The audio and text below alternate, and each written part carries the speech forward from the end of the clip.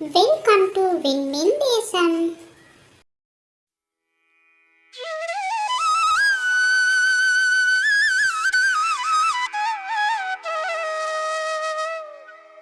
ரதி, உன்னை நினச்சா எனக்கு ரொம்ப கஷ்டமாக இருக்குடி. உங்கள் அப்பா இறந்ததுக்கு பிறகு உங்கள் சித்தி ரொம்ப குறும்பப்படுத்துகிறாங்களா என்ன? ஊரில் எல்லாரும் சொல்கிறாங்க. ஆமாக்கா, நீ இப்போ அப்பா இறந்ததுக்கு பிறகு நான் தான் போய் உணவு தேடிக்கிட்டு வரணும். சித்தி எந்த வேலையும் செய்ய மாட்டாங்க. அப்பா செஞ்ச விறகு வெட்டி விற்கிற வேலையும் நான் தான் செய்யணும். ஒவ்வொரு நாளும் நரக வேதனையாக இருக்குது. அப்படி எங்கேயாவது போய் செத்துடலான்னு தோணும். ஆனாலும் பயமாக இருக்குடி.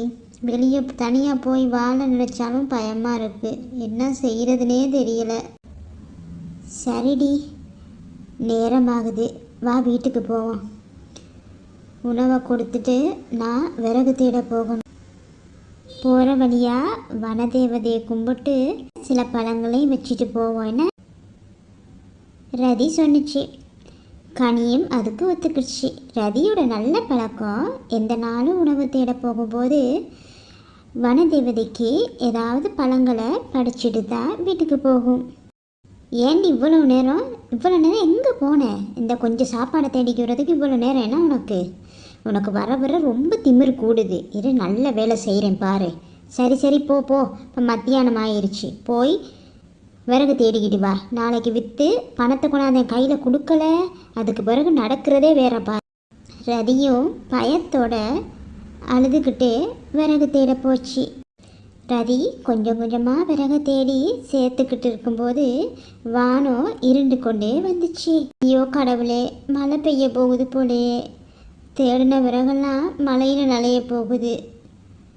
சரி, இந்த விறகெல்லாம் போய் ஒரு மரத்தடியில் நனையாமல் வைப்போம். இல்லைன்னா அதுக்கும் சித்திக்கிட்ட திட்டு வாங்கணும். மழையோட வேகமாக காற்றும் வீச தொடங்குச்சு. பொழுது சாய்ந்து கொஞ்சம் கொஞ்சமாக காடு இருளாகிக்கிட்டே வந்துச்சு. ரதிக்கு இப்போ கொஞ்சம் கொஞ்சமாக பயமும் அதிகரிக்க தொடங்குச்சு. ரதி இருந்த இடத்த விட்டு கொஞ்சம் கூட நகர முடியாமல் சத்தமாக அழ தொடங்குச்சு. அப்போது ஒரு ஆச்சரியம் நடந்துச்சு. ஒரு பெரிய வெளிச்சத்தோட ஒரு அழகான வனதேவதை ரதி முன்னாடி தோணுச்சு. வனதேவதையை பார்த்ததும் கொஞ்சம் ஆறுதலாக இருந்துச்சு. ஆமாம், யார் நீங்கள்?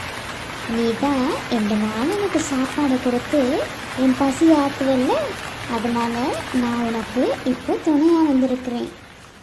வா, இப்போ மழை பெய்கிற நேரமும் குறைஞ்சிருக்குது. என்னோட வா, ஒரு பயணம் போவோம் 2 பேரும், சரியா? அப்படின்னு சொல்லிட்டு வனதேவதை ரதியை சுமந்து கொண்டு ரொம்ப தூரம் போக ஆரம்பித்தது. பல மணி நேரம் கடந்து வேறு ஒரு தேசத்துக்கு வந்துருச்சு. அப்போ கொஞ்சம் கொஞ்சமாக விடிய ஆரம்பித்தது.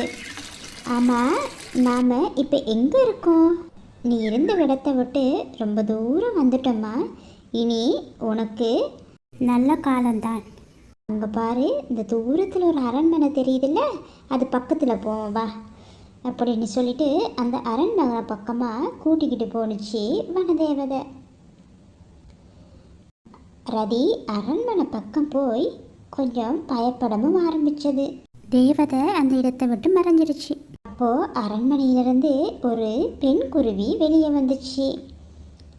அந்த பெண் குருவி அந்த அரண்மனையோட ராணியாக இருக்கும் அப்படின்னு ரதி நினச்சிச்சு. கடவுளே, என்னை என்ன செய்ய போகிறாங்களோ நம்ம தெரியலையே. இந்த வனதேவதை வேற என்னை கொண்டாந்து இந்த இடத்துல விட்டுட்டு மாயமாக மறைஞ்சி போயிருச்சு அப்படின்னு பழைய பயத்தோட புலம்பிக் கொண்டே இருந்துச்சு. ராணி குருவி ரதியை பார்த்து, ரொம்ப அன்பா, உன்னோட பேர் என்னம்மா? என் பேர் ரதி. ஒன்றும் பயப்படாத தங்கம், உன்னை பற்றி இந்த வனதேவதை எல்லா விஷயத்தையும் சொன்னிச்சு. இனிமே நீ இந்த அரண்மனையோட இளவரசி, அதனால் ஒன்றுமே பயப்படாத. நான் உன்னோட அம்மா, சரியா? எங்கே என்ன அம்மானு கூப்பிட்டு பார்ப்போம். அம்மா. ரதி, தங்கமே, எனக்கு எவ்வளோ சந்தோஷமாக இருக்குது தெரியுமா? நீ இனிமே இந்த நாட்டோட இளவரசியாகவும் இந்த அரண்மனையோட செல்ல பிள்ளையாகவும் இந்த அரண்மனையிலே நீ சந்தோஷமாக இருக்கலாமா? அரண்மனை தான் உனக்கு வீடு, நான் தான் உனக்கு அம்மா. வா, உள்ளே போய் அப்பாவையும் அண்ணனையும் உனக்கு அறிமுகப்படுத்துகிறேன். வாழலாம். அதி ஒரு குணம் தன்னோட சித்தி செய்த கொடுமையான விஷயங்களை நினச்சி பார்த்து தனக்கு இந்த வனதேவதை கொடுத்த அற்புதமான இந்த அழகான வாழ்க்கையை ரொம்ப சந்தோஷமாக ஏற்றுக்குச்சு.